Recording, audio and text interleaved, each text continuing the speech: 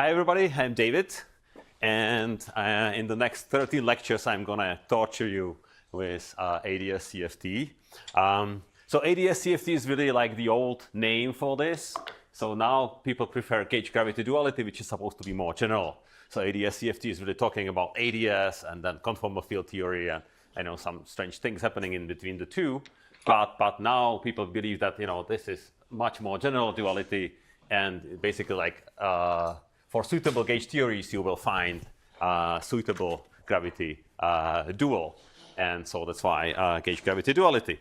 So now this is a very vast subject, and I'm not going to cover everything, but I'll try to give you like an idea what is out there. Okay. And so I will not concentrate at all on integrability and discussing the hardcore ADS-CFT. I will more focus on applications. So after giving you some historical introduction and stuff like that, and introducing the very basic concepts in ADS-CFT, I'll focus on calculating viscosity of quark-gluon plasma, on holographic superconductors. I'll try to tell you about what people think about recent advances in understanding black hole information paradox and stuff like that. So it will be more from the gravity side, more from the application side. So anyway, so here's the list of the preliminary topics, and we shall see if we can cover everything. All right, so let me just directly jump into that, and today I will mix like the lecture with projection, but just to give you the main idea. So main idea is the following. So on one side you have some kind of quantum gravity. On the other side you have some kind of quantum field theory. The content of ADS-CFT duality is that these two things are the same, that they are dual. So that's the main idea. And by dual, I mean that they are really truly identical theories, just written in different variables. So there should be, there should exist a change of variables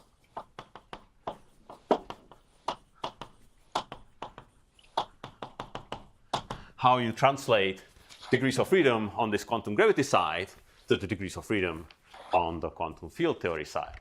So now that's a conjecture, and nobody found this change of variables. Okay, so there is a evidential proof that this might work. You can calculate some quantities on this side, you can calculate some quantities on that side, and sometimes they agree. That's why people believe that this might be true, but nobody knows explicitly how this change of variables is working, how to translate the degrees of freedom in the quantum gravity side to the quantum field theory side. But basically, what this duality means is that we have the same physics, just written in different degrees of freedom, described by different degrees of freedom.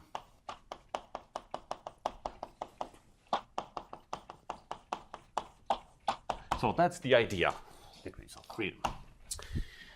So now this is interesting. So if you attended some deep quantum field theory course, you will immediately learn that this is impossible. Okay, on this side you talk about gravity, about gravitons, about spin 2 particles and stuff like that. On this side you talk about electromagnetism, scalars and so on, spin 1, spin 0. That's not possible. There is something which is called Weinberg's theorem, and that tells you, well, I can never mimic the behavior of spin 2 with something that is not spin 2. Okay, so how is this possible? So this actually defeats Weinberg's theorem,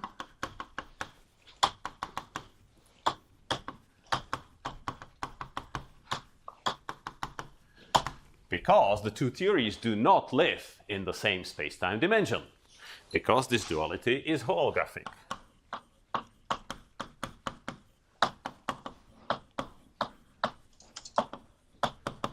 Holographic, meaning that two theories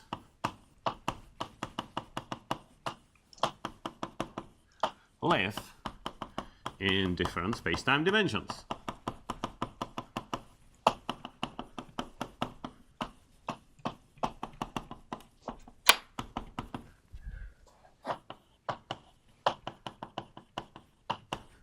So in particular, the most standard thing is that your gravity is on ADS 5, so in 5 space-time dimensions, and then your field theory lives in 4 dimensions, so 1 dimension less, on the boundary of that ADS space.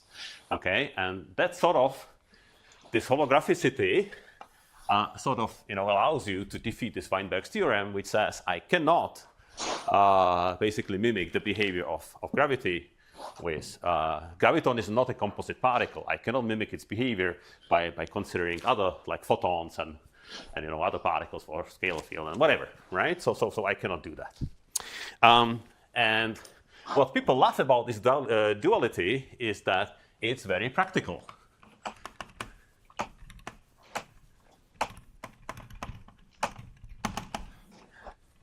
So from a very conservative point of view, it just gives you something to calculate. Okay, and so physicists love something to calculate. And so why is it practical? Because it's a strong weak duality.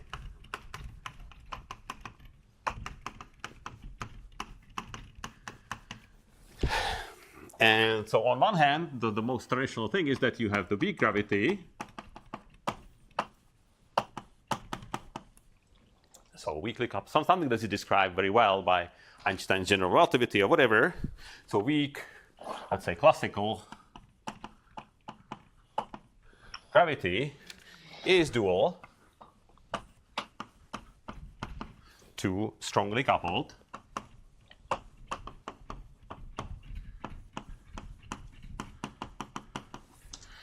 quantum field theory. Okay, so if your gravity is classical and weak, then actually your quantum field theory will be strongly coupled. And of course, yes? Sorry, so do we mean an IR duality here or exact duality? Because so you will see explicitly this, what I mean by that. Just wait 3 lectures.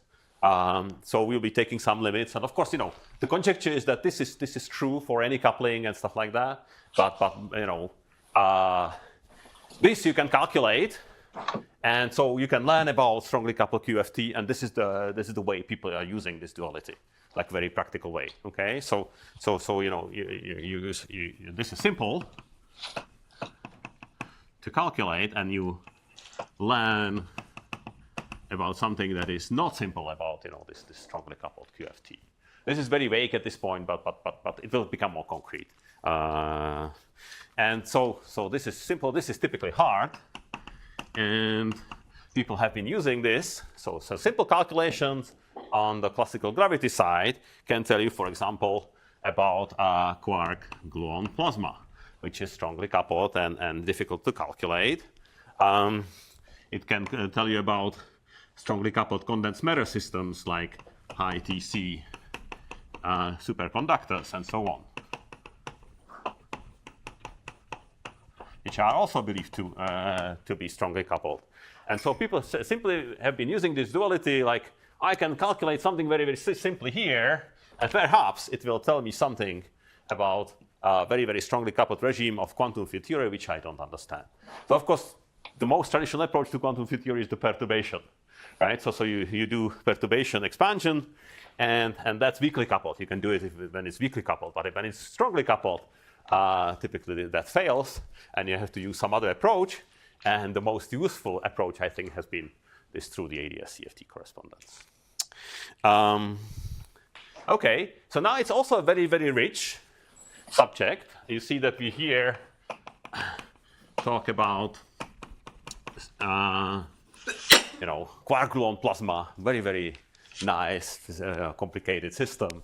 We talk about superconductivity and so on. So it's very, very rich. And that means like it combines all theoretical physics together. And that's why people like it. You'll talk about hydrodynamics. You'll talk about, I don't know, entanglement entropy. You'll talk, quantum information tools and so on. And they are all connected to this ADS-CFT. So it's super nice, very rich physics. And Interestingly, it sort of emerged from string theory and black hole thermodynamics. And it emerged from black hole thermodynamics and string theory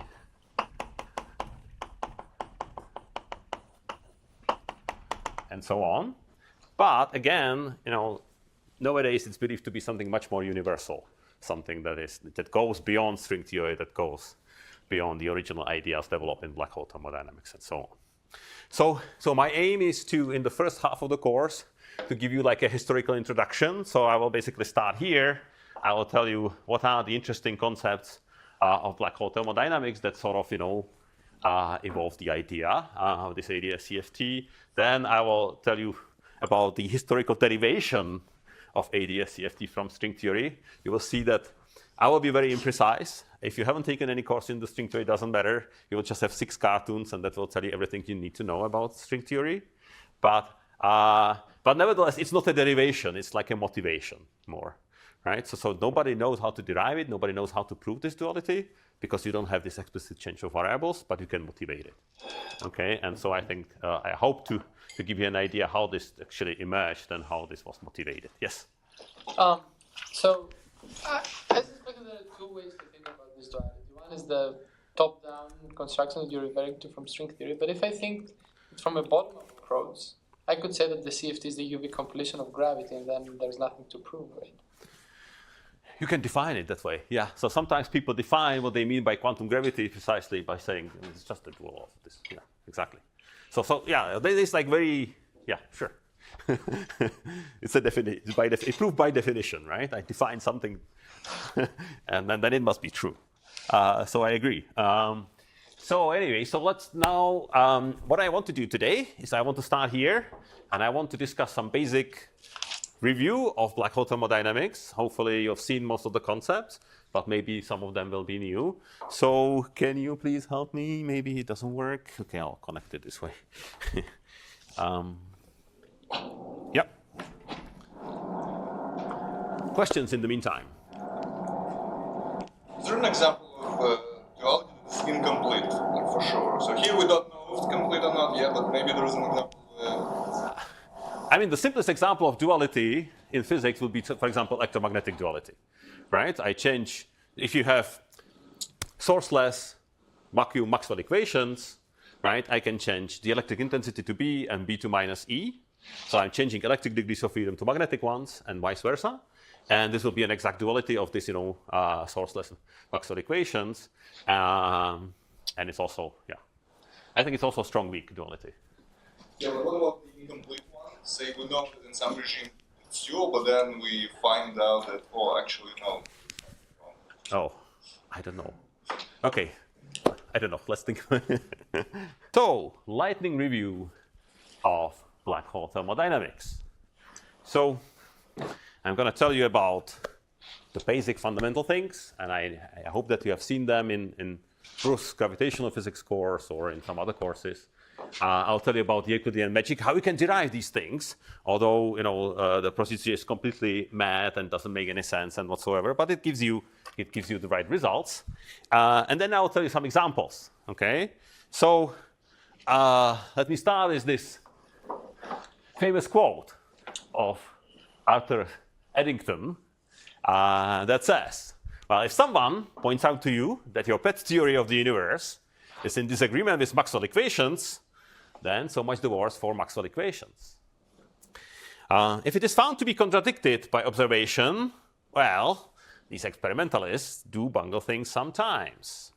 But if your theory is found to be against the second law of thermodynamics, I can give you no hope, and there is nothing for it but to collapse in deepest humiliation. Just highlighting the importance of, fundamental importance of thermodynamics. All right? So now, everybody's seen a Schwarzschild black hole, right? Who hasn't seen Schwarzschild black hole? Everybody's seen a Schwarzschild black hole. So here we go, a spherical symmetric space-time. Looks like that. Of course, that's just an artistic picture. So now what you can do is that you can start studying its basic properties. One of them is the mass. Okay, so I can assign an energy or mass, total mass of the space-time, you've probably seen a prescription through Komar integration. Okay, that's over here. You have some Killing vector. Killing vector in general relativity describes a symmetry.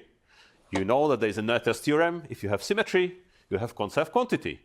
In our case, our symmetry is just a Killing vector in the time direction. So I have time translation symmetry. There must be conserved energy. Okay, that's just a prescription how you calculate that conserved energy. You take the exterior derivative, so you take derivative of this vector, you antisymmetrized, you find its Hodge dual, and that gives you mass. This is precisely the same formula as you would use to calculate electric charge. You would take star of f mu nu of the electromagnetic tensor, integrate over the sphere, and that would give you the charge contained in the spacetime. That's precisely that. It's like a Gauss's law used by now for gravity. Okay, so that gives you the mass, and of course it comes out to be that m, which you see in that metric, as you would guess, right? The m is the mass of the spacetime. Everybody knows that, so this is just a confirmation that it is indeed so. So we have the mass, we have a horizon. Well, horizon is something where something bad happens. Well, in particular, where function f is equal to 0, that's where something bad happens, and that happens when r is equal to 2m. Okay, so that's the radius of the horizon. You have seen that. What you may not have seen is that you can characterize surface gravity of that horizon. Okay, so there's a cool mathematical prescription. Okay, you take a covariant derivative of this Killing vector. That Killing vector actually generates your horizon. Horizon is a nice null surface. You can think about it like a light cone. And that null surface is generated by this dt Killing vector. Okay, that Killing vector becomes null on the horizon, and it becomes geodesic. Okay, so if you look at this equation here, this is like a geodesic equation. You have k, nabla, k. If it were equal to 0, that's the standard form of geodesic you've seen in general relativity course. Now, the right-hand side is not 0, but it's proportional to k. That's still a geodesic equation, except in a different parametrization. So it's not an affine parametrization. If it were affine parametrization, you will get 0. If it's not affine parametrization, you get something times the same vector. It's still geodesic, okay? That's something you define to be surface gravity. Okay, that's very fancy. So now you can show that for the spacetime like that, it's just given by f prime df over dr evaluated at the horizon, r plus. Okay, and it comes to be m over r square, and there are these expressions over here. So m over r plus square. That seems very simple. It seems like a gravitational acceleration formula. Like if you have Newtonian gravity and you have Newtonian gravitational acceleration, it's m over r square. It's like a gravitational acceleration of Newton evaluated on the horizon. Right? That's that simple. Of course, this is just a coincidence. But basically what it tells you is that the surface gravity is something like a gravitational acceleration on the black hole horizon. So now that's almost true. It's true if you take into account the gravitational redshift. You know that if you want to climb up the gravitational potential, you are losing energy. You are actually being redshifted.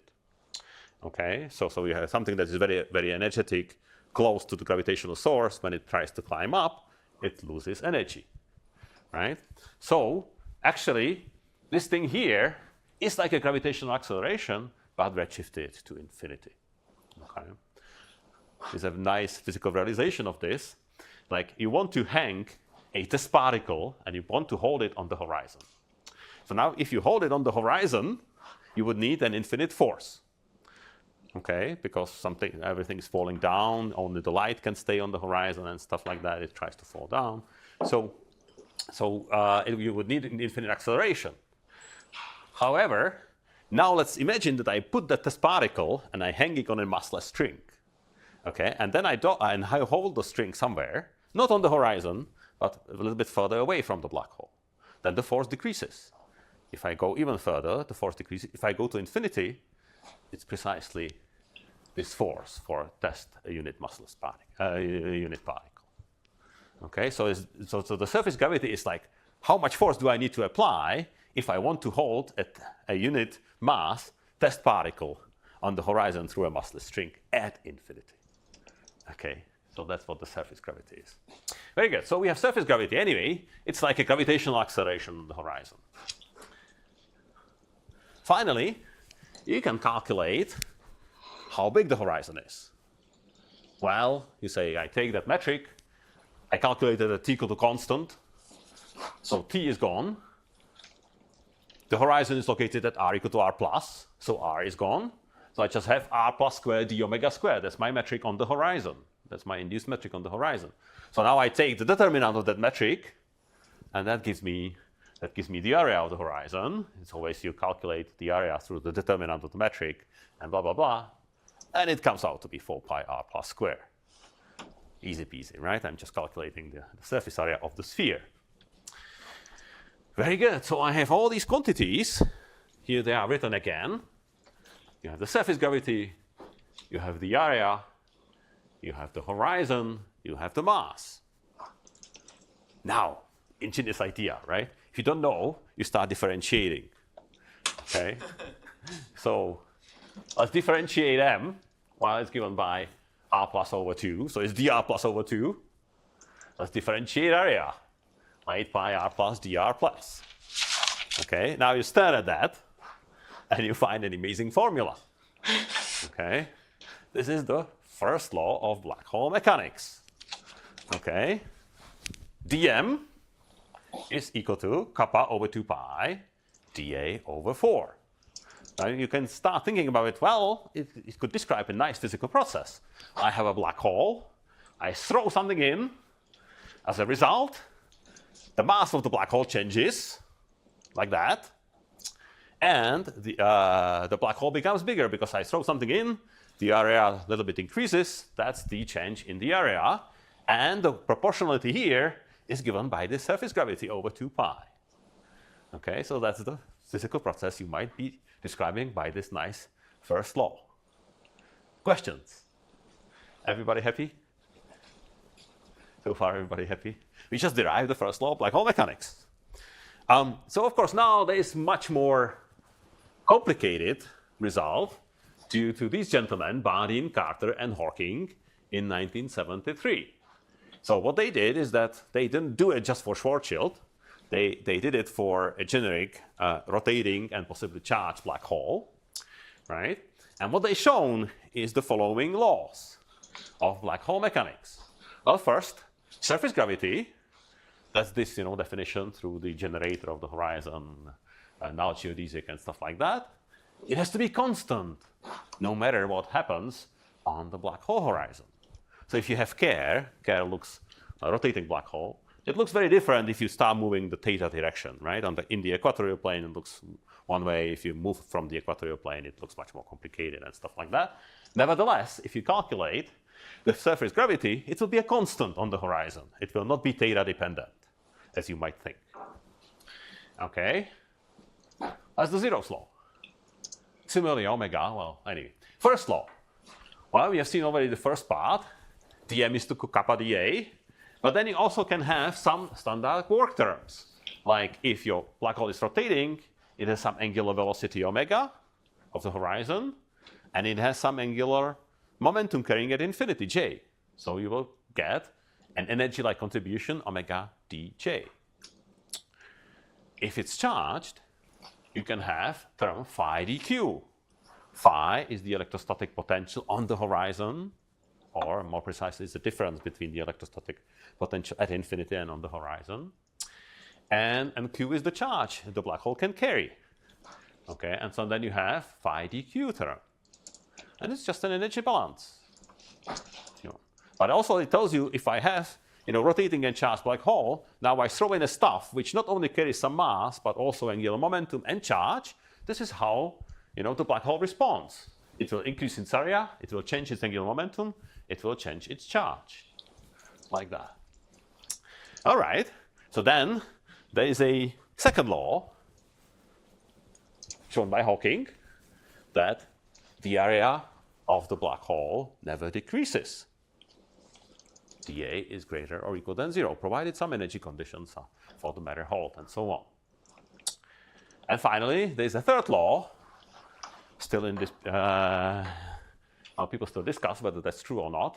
But anyway, it is impossible to reduce the surface gravity to 0 in a finite number of steps. Okay, so here we go. So, some of these laws are actually equivalent to gravitational dynamics. And if you look at them, yes?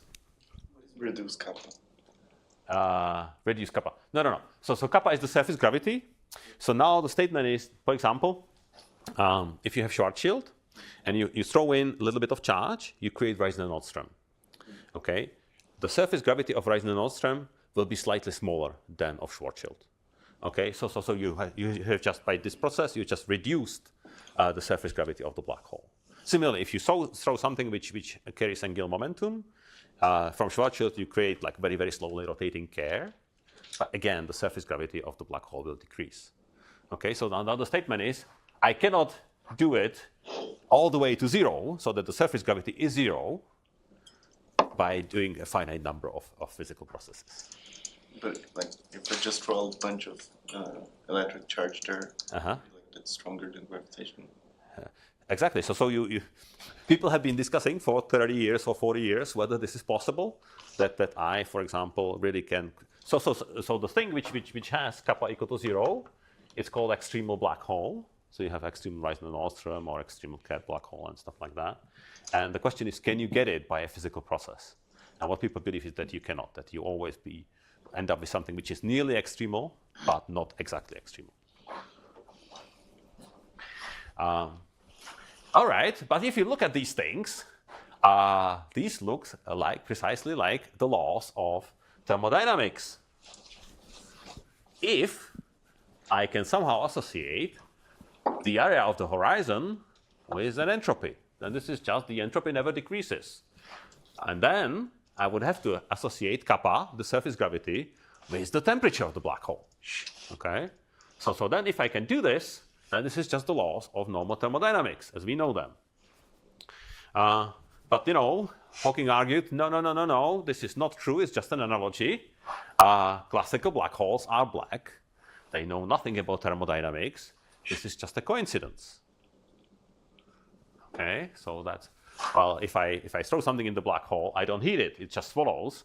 It's just swallowed by the black hole, and that's it. There is no heating or anything like that of the black hole. Okay, but at the time, Bekenstein actually was given an important task from Wheeler, and Wheeler asked him, well, okay, let's assume that you have cup of tea. Now this cup of tea carries some entropy. So now you throw that cup of tea inside the black hole. Okay, if black hole has no entropy, where did the entropy of the cup of tea go? Okay, where did it disappear? And if it really disappeared from our universe, can I just use black hole to clean our universe, to decrease the entropy, violate second law, and stuff like that? Okay, and basically by analyzing this problem, Bekenstein came up with an idea, is that indeed the area of the black hole should be proportional to the entropy of the black hole. He could just, by analyzing this little problem, he could come up with an idea that the entropy of the black hole indeed is proportional to the area. And then he's just saying, well, this thing here is really nothing else than the law of thermodynamics. Okay, what he didn't know is what is the proportionality constant. And that was fixed by Hawking, who came to his senses in 1974 and shown that actually if you take quantum effects into account, that black holes do radiate away particles at thermal spectrum, with the temperature precisely given by the surface gravity divided by 2 pi. Okay, so black holes do radiate away like black body at that temperature. And so once you have that temperature kappa over 2 pi, and you look at your first law, then entropy must be area over 4. It's this 1 over 4 proportionally constant, which Bekenstein did not know. He just knew that it must be proportional to the area, but he didn't know area over 4. This 1 over 4 was missing. Interesting. So Hawking used this, QFT and Kerr space-time derivation. Did you have the RQI course this year? No. with Eduardo? No? No. Okay, did you have any course on QFT and curve space? Okay, let's not talk about it at all. Okay, very good. So there are, unfortunately, other approaches where you can derive the same result. So now today, I would like to review this Euclidean path integral approach, which was developed by Gibbons and Hawking in 1977. And it gives you precisely these results, that temperature is given by surface gravity over 2 pi, and entropy is given by area over 4. Except it doesn't tell you why or how it works, or what's happening, or at all, like what is the physics behind it. But nevertheless, it gives you the right result. Okay, so that's good.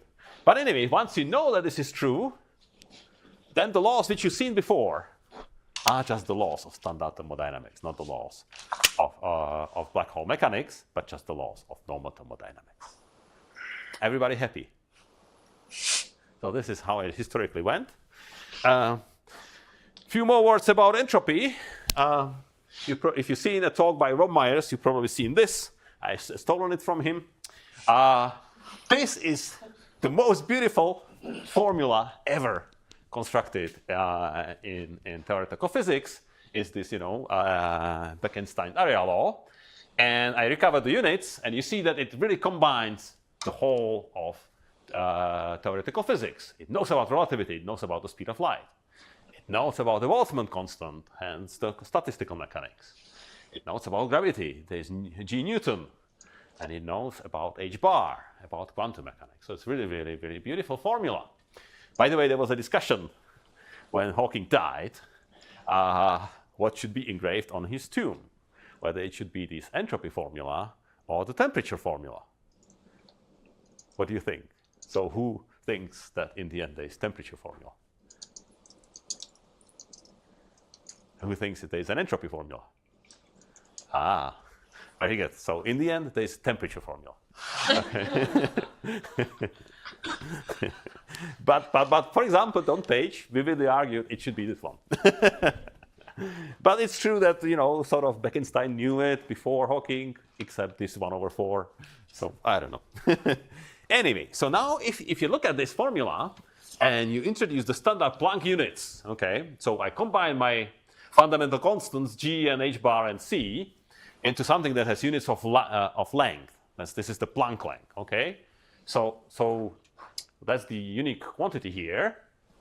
And if you rewrite the formula using the Planck length, you come to something amazing. There's a K Boltzmann, well, it has to be, and then it's area measured in small pieces of area of the Planck length square. Okay, so really, what the interpretation here is like very, very nice geometrical interpretation. I take the black hole horizon and I divide it into teeny, teeny, tiny pieces of Planck area, and then I calculate how many of them are there, and that gives you the entropy of the black hole. It's beautiful, right? So now this is huge. Planck units are small. Planck square is even smaller. And so if you take the normal area and measure it in these Planck units, then it's really, really huge. So now there's a big puzzle which I don't understand at all. It's like you start with a star, okay? Star carries some entropy. The star collapses. At some point, it forms a black hole. The entropy, according to this formula, jumps drastically. So basically, you start with something which has almost zero entropy because you measure the entropy, like the volume in atomic scales and whatever, there's a little bit of entropy. But now, suddenly, you jump to Planck units, from atomic units to Planck units. And the entropy drastically increases. Okay? So think about why, and maybe you can come up with a nice paper. Okay. Another thing, this entropy is holographic. What do I mean by that? It cares about the area of the horizon. It doesn't care about the volume of the black hole. Standardly, the entropy goes like volume. If you have a normal system, if I have a bigger system, I'll have more entropy according to the volume. I start putting pieces together and it increases as volume. Here, the entropy increases as area. Okay, So something very, very strange. So it somehow doesn't care about what's happening inside the black hole. It only cares about the holographic picture of the black hole, of what's happening on the horizon. That's where first the holographic idea basically came up. There's also something which is called Bekenstein universal law, universal bound. You will derive some kind of version of that in the tutorial tomorrow.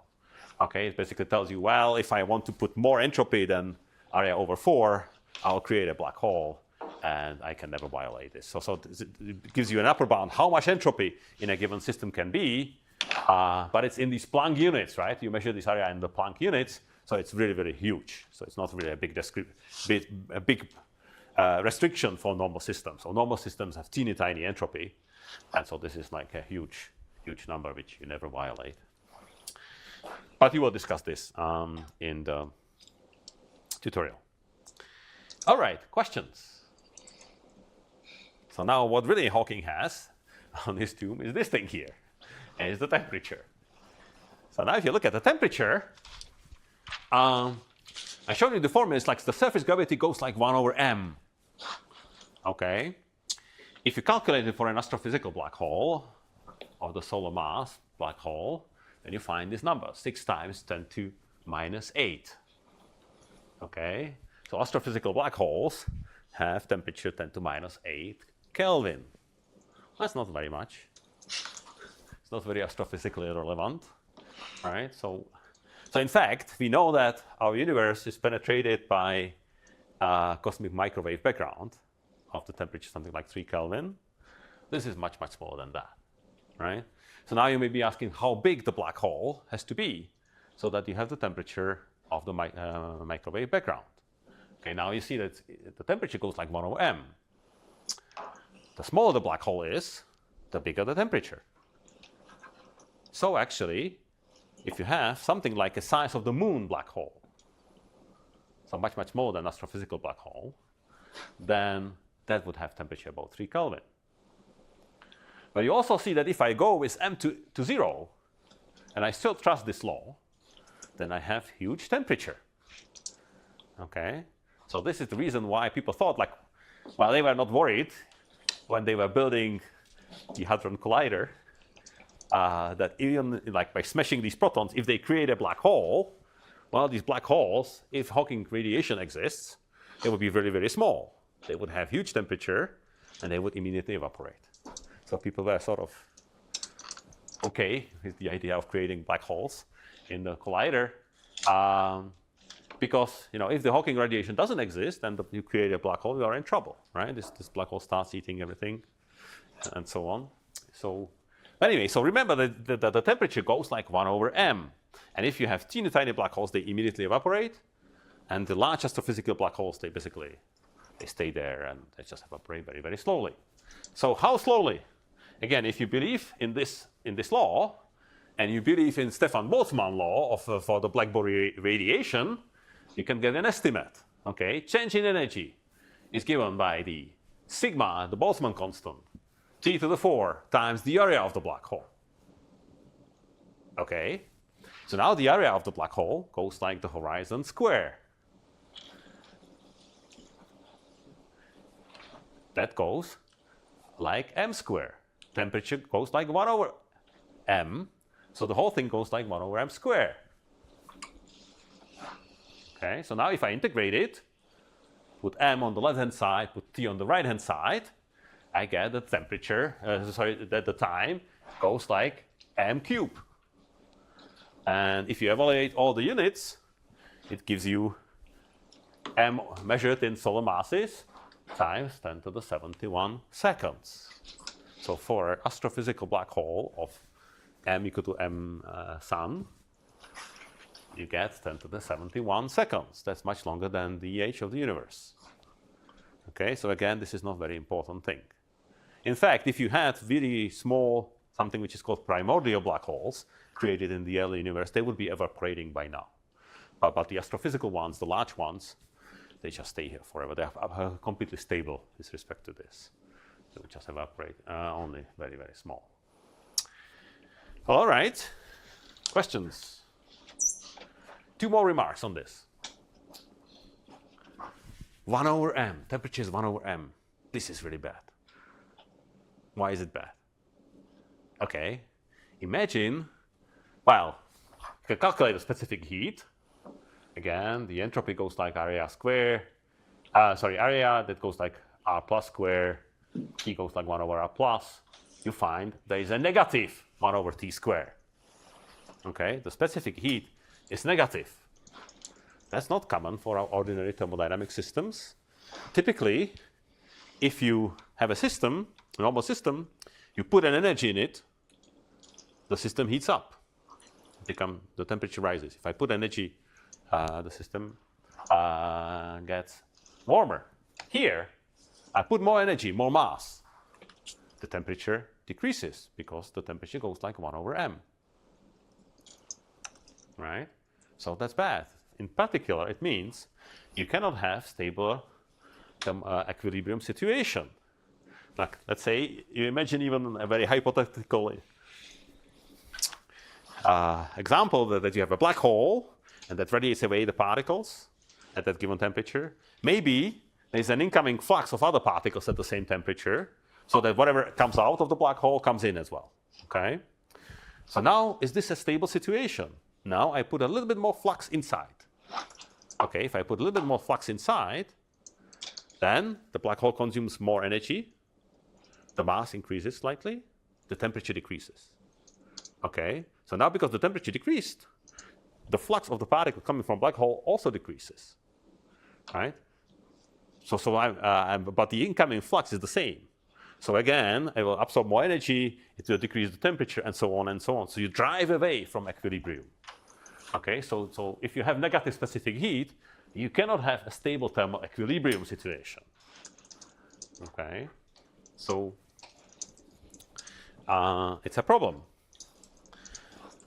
Finally, there's something that saves black holes from cleaning our universe. You can show that there's a generalized second law which should hold. So before we had second law, we didn't know that black holes had entropy. We just thought that the ds of whatever happens outside of the black hole has to increase. Okay, but now we know that black holes have entropy, and we can, hide some of this entropy from the universe inside the black hole. But the law is such that if you take the black hole entropy and whatever is outside, that can never decrease. Okay, and that's the generalized second law, which people believe is true. Yes? How do you define S outside? How do you define S outside? Yeah. Oh, so here it's simply that whatever happens outside. so I have some, fields outside. They carry some entropy. I have dust of matter that carries entropy and stuff like that. But this thermodynamic entropy or von Neumann entropy? Ah, very good. Wait till the last lecture. That's a very good question. So typically, yeah, okay, let's not go into that. It's a good question. Okay, here, I don't want to discuss this at all. Nevertheless, let me just show you the picture, right? This picture is wrong, but it was the picture which Hawking drew, and it has the following suggestion. Well, black holes do not really carry any information about how they were formed, right? So black holes obey so-called no-hair theorems. Black hole spacetime is only characterized by the mass, angular momentum, and charge. So now if you created a black hole by collapse of an elephant, and you created the same mass black hole by collapse of a train or perimeter institute, then the black hole is the same and doesn't know which one really gave rise to that particular black hole if the mass is the same. So black holes don't carry any information about like what formed them. So that's true classically. Quantum mechanically, even if you take into account that they Hawking radiate, well, they Hawking radiate as black body. That black body is only characterized by the temperature of the black hole, and temperature is again proportional to 1 over m. It only knows about the mass of the black hole. So again, even quantum mechanically, you don't know any new information. It's just black body and that's it. It just knows about the mass. Okay, and so now you may come up with this problem, right? So let's say I started So it seems like they sort of lose that information, right? You lose the information of what was at the beginning. And more precisely, you can formulate it like this. This is a Penrose diagram or Carter's diagram of black hole evaporation. So now what you assume here is that this is some kind of collapsing star. So you have, this is the word line of the surface of the star. And then you start, and then you form, at some point you form a black hole. This is the horizon of that black hole. You find the singularity, it's virtually like singularity, and so on, right? But then at some point, when you create the black hole, it actually starts Hawking evaporating. Okay, so you have these like Hawking quanta escaping to infinity. And so they go all the way to Scribe plus, to null infinity. So now at some point, the black hole is decreasing. If you assume that it completely evaporates, then it just vanishes here, and then you just have flat space above here, and there's nothing special about r equal to 0, so this is the r equal to 0 line, okay? And then you may be asking the question, okay, so I draw first Cauchy surface at the beginning. I had some collapsing matter. Let's say that was in a pure state. So I had pure state at the beginning on this Cauchy surface. So now I drew a later Cauchy surface over here when the black hole completely evaporated. But on that Cauchy surface, the black hole is gone. The only thing is that I have some Hawking radiation going through that Cauchy surface. Okay, but the Hawking radiation, according to Hawking, is thermal. So it's in a mixed state. It's a thermal state. Okay, so what it means is that from this Cauchy surface to that Cauchy surface, I evolved somehow by creating this black hole and evaporating it. I evolved from a pure state here to a mixed state at a later time. Okay, so now that's not allowed by quantum mechanics. You know that if you have pure state, you have some evolution matrix or whatever, and you evolve it to a pure state again. You cannot create a mixed state. So this is like a paradox. Yes? In the two Cauchy slices you have drawn, the way you have drawn them, is there a way to satisfy the gravitational constraints in both of them? Gravitational constraints on the Cauchy surface. So the problem is this thing here, right? And I'm totally I'm lying to you. This is not really a Cauchy surface. So let's not go into. This picture has lots of problems. Okay. So first of all, the last thing is not a Cauchy surface, and so on, right? So. But let me leave it here. So this is something that people are worried that you maybe violate unitarity of quantum mechanics by involving gravitational collapse and then evaporating to black hole. Okay, I will discuss this in the last lecture if I have time, a little bit more, and then we can talk about von Neumann entropies and thermodynamic entropies and stuff like that. Okay, so that's the basics of black hole thermodynamics. Questions? Now, let me give you a little bit of this Euclidean magic. You've seen it in Rus course. Who took gravitational physics course? Almost everybody. So this will be easy peasy, okay? Easy peasy. So here is the idea. Euclidean trick, okay? The statement is, take Lorentzian time t, and we rotate it to Euclidean time tau. Okay? Then, if you have thermal state, you can show that green function will be periodic in this Euclidean time.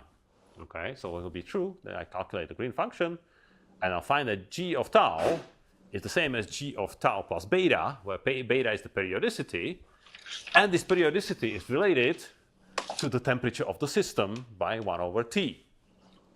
Okay, so you can start with the thermal Gibbs state and prove that this is true. Okay.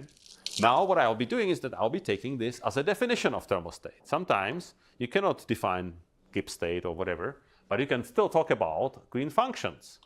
If the green function will satisfy this periodicity condition, you say that it will correspond to a thermal green function with the temperature 1 over beta. Okay, so that's a definition. So by definition, it's true. Very good. So now what you can show that if you consider quantum fields in the vicinity of the black hole, in the vicinity of Schwarzschild black hole, and you calculate their green functions, they will precisely have this property. They will be periodic in the Euclidean time, and the temperature will be the Hawking temperature. Okay, so you can show that, and people have. However, can we derive the Hawking temperature by something even simpler? Can we just look at the gravitational field itself? This is a metric. Okay, let's do the same trick. Let's just, well, a metric is sort of like a 2-point function, not really. It measures, well, you can put 2 vectors in it, it gives you a number. It's like a 2-point function. So let's consider the same trick. Let's do the Euclidean transformation. Let's go from the Lorentzian time to the Euclidean one by this IT. We have f d tau squared, and everything else remains the same. And let's look at the vicinity of the horizon. Okay, so let's Taylor expand the metric function f close to the horizon. Well, we have f of r plus, and then r minus r plus, f prime r plus, and then r minus r plus square, f double prime r plus, and so on. You throw away these terms. So now, by definition of the horizon, f of r plus is equal to 0. That's the horizon. That's how we find the horizon. And let's denote r minus r plus delta r. And then we also know that f prime of r plus is related to the surface gravity. That's what I shown you at the beginning. Okay, so this is equal to 2 times kappa times delta r plus higher order terms, which you neglect. Okay. So now you plug it back to your metric. That's my f, that's my f, and then the rest is not interesting and important. Here comes the trick. You look at the dr part of the metric, dr squared part of the metric, and you want this complicated thing, dr squared over 2 kappa delta r, which is over there in the middle. You want just to call it d rho square. Okay, why not? Everything depends on r. There's a change of coordinates, I can do it. So I just call the middle term in that expression d rho square. Well, what does that mean? Well, it means this. If I take the square root, it means that. And if I integrate this thing here, there's a d rho over dr, I can integrate it. It will tell me that delta r is something like rho squared times kappa over 2. Okay, just integrating this simple thing here. So now, if you look at this thing here, where is my horizon? From horizon is at r equal to r plus. At r equal to r plus, my delta r, which is over there, is 0. So rho equal to 0 corresponds to the horizon. That's how we define this new coordinate rho. Everybody happy? Some people are happy. Some people are very depressed, okay? Okay, so now let's see what we have done. We have d rho square, by definition of what we have done. And then we have shown that delta r is rho square. So the first term just become kappa square rho square d tau square.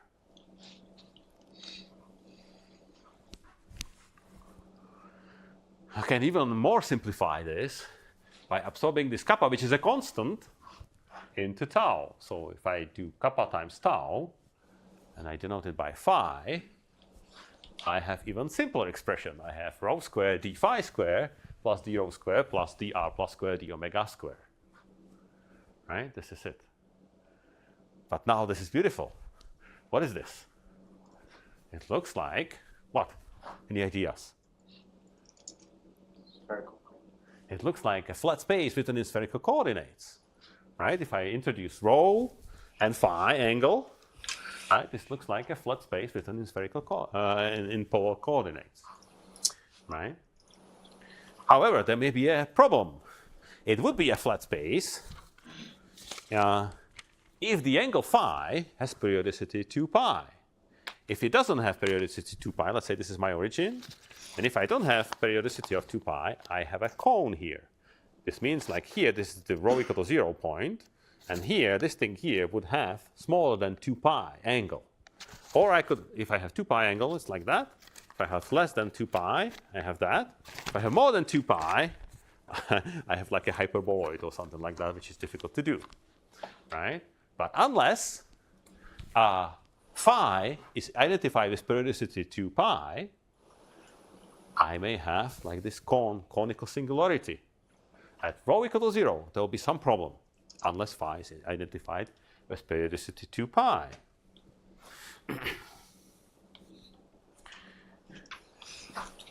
Okay, but I just told you that rho equal to 0 is where the horizon is located.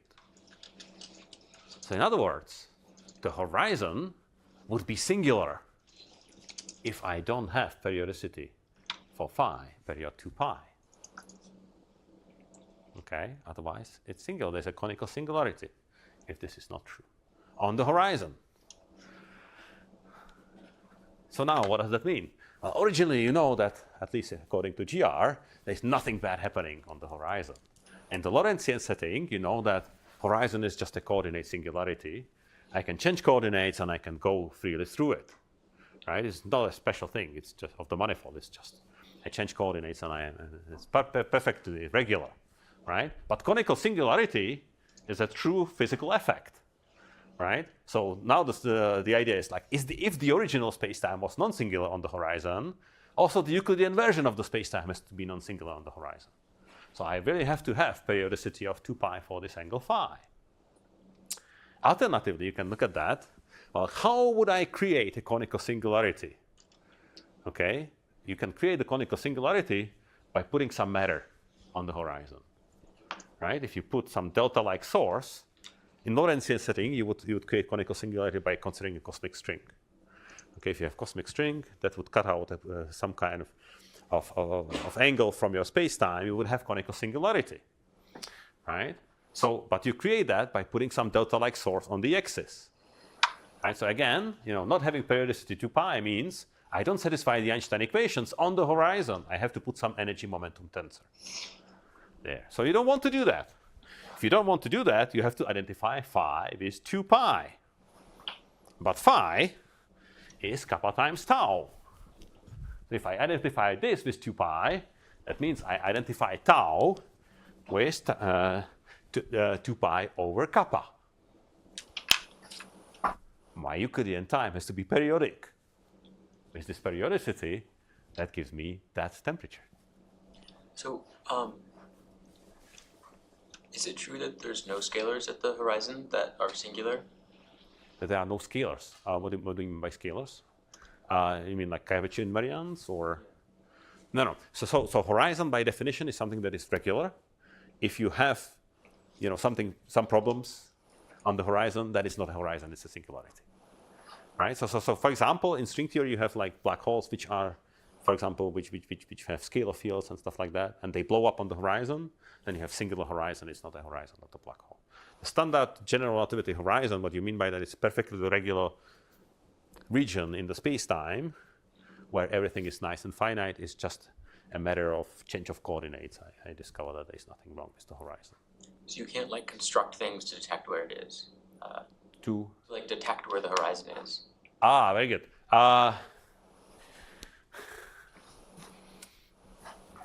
People try. Okay, we can discuss this later. People try, but it's not that the Kavichy invariants will be blowing up or something like that. Yeah. Yeah. But I guess we're sort of assuming that if you can't have a conical singularity in this one coordinate we constructed, that nothing can be singular at the horizon. Is that true? Exactly. So I would say that the definition of the horizon is that it's perfectly regular, right? So nothing can be singular there. All the singularities which you see are just a coordinate artifact. Like if you are really on the horizon, nothing bad is happening. Like you would break the structure of general relativity. General relativity tells you at every point of the manifold, I have nice and flat, locally nice and flat space, right? That doesn't break on the horizon. It breaks in the singularity, but doesn't break on the horizon. Is it obvious that when you change your Euclidean signature, you cannot introduce a singularity just from the change of burdens? It's a weird change of coordinates. It shouldn't. right? So if you have a solution of vacuum Einstein equations, it shouldn't matter that if you do the coordinate change, right? So it should still be a vacuum solution of Einstein equations. All right. Can I have 2 more minutes and I'll just show you this, and then we can start from this next time again. So you can actually go with these Euclidean methods a little bit further. And the idea is that you can calculate, well, nobody knows how to calculate this, gravitational partition function. Okay, Euclidean action evaluated on the metric. This is a path integral over all possible metrics. In our case, we want to do this, we want to calculate this for a given periodicity, beta of the Euclidean time. So nobody knows how to calculate this, but there is something which is called WKB approximation. So in geometric optical approximation, this is dominated by classical solutions. That's how you go from, I don't know, Schrödinger equation to Hamilton-Jacobi equation or whatever, expansion in H bar and stuff like that, right? This is just dominated by the action evaluated on a classical solution. And then you have other contributions. So now if you did calculate this partition function, by definition, it gives you E2 minus beta f. So Z is E2 minus beta f. F is the free energy.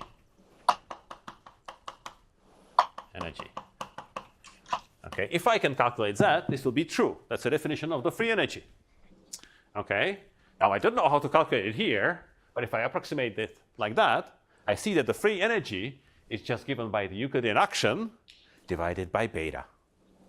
Okay, so that's the prescription for the free energy, is the Euclidean action evaluated at our classical solution divided by beta. Now the free energy satisfies nice things. Its df is minus s dt plus other things.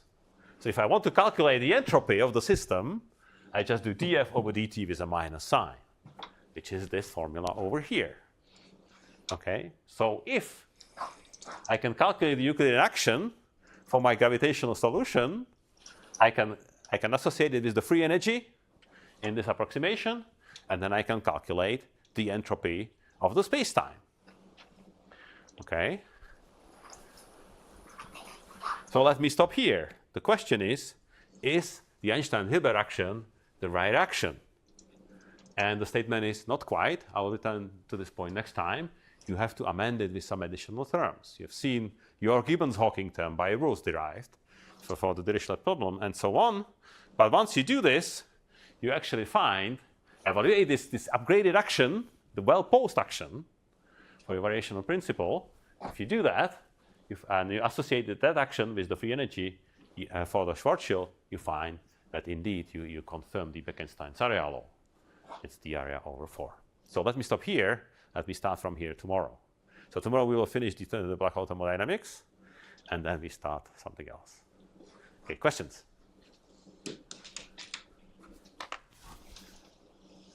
Okay, think about it.